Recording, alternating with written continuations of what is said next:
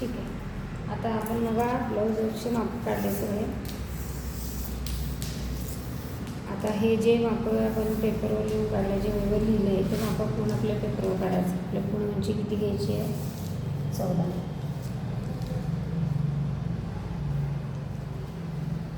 उंची 14. रुंदी किती सांगितलं आहे आपल्याला? 10 इंच. ही रुंदी अशी टाकायची 10 इंच. ही पूर्ण उंची आणि रुंदीचा पूर्ण बॉक्स. ही उंची आणि ही रुंदी. ठीक आहे. नंतर काय सांगितलं आपल्या गळारुंदी. गळारुंदी कधी पण हे फोल्डिंग साईडला घ्यायचं. गळारुंदी किती आहे? 2. समोरील गळा किती सांगितलं आहे आपल्याला? पुढील गळा किती? 6. ह्या साईडलाच आपल्याला किती टाकायचं आहे? 6 इंच. ठीक आहे. तर इथं 2 घेतलं आहे, म्हणजे इकडं 2.25 किंवा 2.5 घ्यायचं.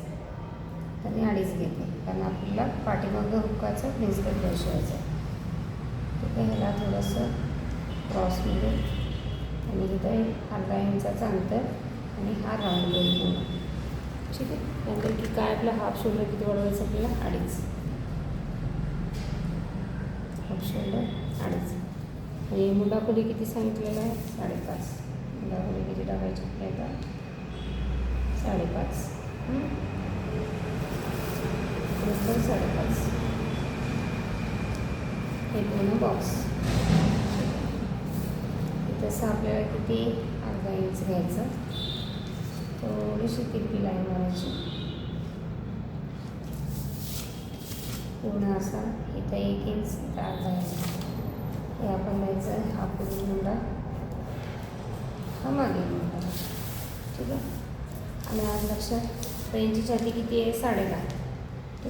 सॉरी 10. मग 10च आपल्याला किती घ्यायचं इथून ते इथं? तर कटोरी रुंदी जर 11, 11.5, 12 असले तर इथून तर 4 घ्यायचं. आणि रुंदी जर कमी असली तर आपण इथं 3.5 घ्यायची. वरून किती घेतलं आहे आपण? मगाशी टक्ससाठी 8.5. टक्ससाठी किती घेतलं आहे आपण? 8.5. म्हणजे वरून आपल्याला किती टाकायचं? 8.5. इथून पण आपल्याला किती घ्यायचं आहे? 3.5. ठीक आहे. ह्याला आणि ह्याला हे जॉईंट आणि हे थोडंसं राऊंडमध्ये एकदम सोपं आहे. हे राऊंडमध्ये घेतलं. आता आपल्याला टक्ससाठी किती घ्यायचं आहे? 1.5 किंवा 2 इंच. आता मी 1.5 इंच घेते इथून ते. ठीक आहे. मग आता आपण काय करायचं? हे तर वरून आपण घेतलं, हे 2 इंच घ्यायचं आणि ह्याला काय करायचं? हे असं करून हे असं जॉईंट द्यायचं. हे असं करून थोडंसं असं जॉईंट द्यायचं. आता आपल्याला काय करायचं आहे? ह्याचं कमर घ्यायचं आहे पुढील भागाचं. हे जे आहे माया आतून किती आहे बघा आपलं? हे माया किती आहे बघा? माया सेट 8चं 8.5. 8.5 आणि इथे किती झालं आपलं? 3.5. ठीक आहे. इकडून ते इकडं 3.5 सोडायचं. 3.5 सोडायचं आपल्याला. आणि आपल्याला किती पाहिजे? 8 हे इथं आलं आपलं.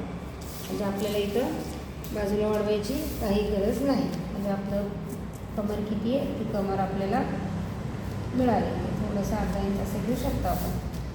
मला इथं 1 इंच खाली घ्यायचं थोडंसं. इथून तिरपी लाईन, इथून परत तिरपी लाईन. किती घ्यायचं आपल्याला? 1/2 इंच थोडंसं. ठीक आहे. हे झाले आपली कटिंग पुढची बाजू. आता काय करायचं आपल्याला? पाठीमाग बाजू काढायचं. पाठीमागसाठी गळ्याची रुंदी सेम. मागील गळा किती घेतला आहे आपण? 10.5. मागील गळा किती घेतला आहे? 10.5. हे 10.5. इथे घ्यायचं 2.5.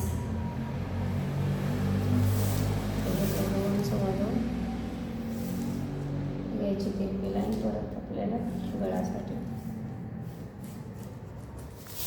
राऊंड शेप द्या. तुम्हाला जे गळा आवडेल ते तुम्ही घेऊ शकता. आपली उंची रुंदी कुठे संपलं आहे? हे इथं. पुढचं वेगळं कटिंग करायचं आणि पाठीमागची वेगळी कटिंग करायची. हा झाला पेपरवरचा माप. ह्याच्या मापानुसार सगळे आपण माप त्याच्यावर टाकून घेतलेलं आहे.